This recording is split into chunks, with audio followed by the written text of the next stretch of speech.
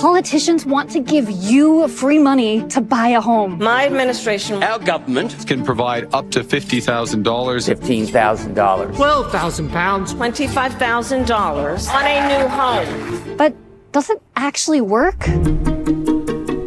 There are basically two schools of thought. One is that if you give people more money to buy a home, obviously they now have more money to buy a house, so housing becomes more affordable. The other says that when you give people more money to buy a home, they're now able to spend more money on a home, so home prices increase by exactly that much, and housing is no more affordable. All the additional money just ends up in the pockets of home sellers. So who's right? Well, it turns out who's right depends on just one data point. To explain, let's take a look at this brilliant British housing study. I don't know if I can do that British accent. In 2013, the UK government introduced a policy called Help to Buy. Under the scheme, the government will boost your savings by 25%. This was a program that gave people interest-free loans to help them buy homes. It was pretty close to just giving people free money to buy houses. Now, here's where it gets interesting. Researchers looked at what happened to home prices across different parts of England after the policy was introduced. And what they found was fascinating. In places like London, where it's really hard to build new homes because of strict zoning laws and planning permissions, prices shot up. The extra government money got absorbed into higher home prices almost immediately. But outside of London, in places where it's easier to build, prices barely moved. Builders saw the increased demand, started putting up new houses, and the market more or less kept up. Same country, same policy, but different local restrictions on home building. And the results? Well, the first school of thought, the one that says giving people money just pushes up prices, is true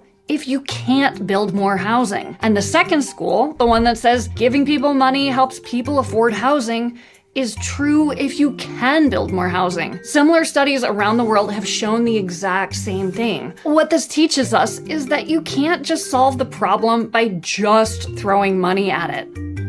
You have to first solve the structural reasons why housing is unaffordable, and that reason is because we've choked off the ability to build more housing in most of our cities. If you want to make housing affordable, just giving people cash isn't gonna cut it. But here's where it gets weird. It doesn't even have to be a housing subsidy for housing costs to go up. Anytime people get more money from any source, housing tends to swallow it up, whether it's free childcare, food stamps, earned income tax credits, or even higher wages. When housing is scarce, much of that extra cash just disappears into higher rent. And it can be kind of easy to miss, but it's actually a really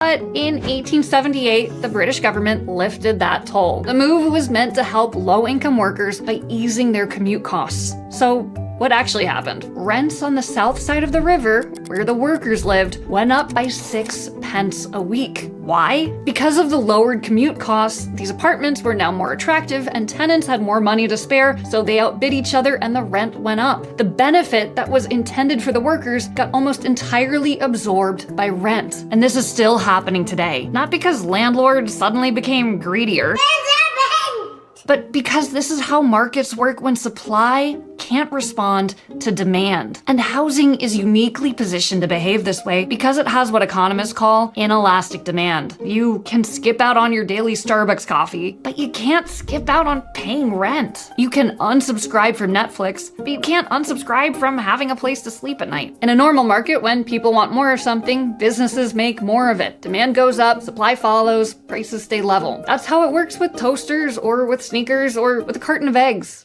Eventually. But housing doesn't work like that because in a lot of places, it's just not legal to build more. Zoning rules, permit delays, local opposition, they all choke off new construction. So when people have more money to spend and there aren't more homes to buy or rent, there's just more money chasing the same number of homes. And that means prices go up. Even well-intentioned programs like free childcare, tax credits, and income supplements ultimately get sucked up by landlords when housing supply is locked down. That's why housing is one of the most important issues to solve. It's this issue that distorts the impact of every other policy. If we don't make it legal and feasible to build more homes, every attempt to help people financially will just end up fueling higher rent instead of a higher quality of life.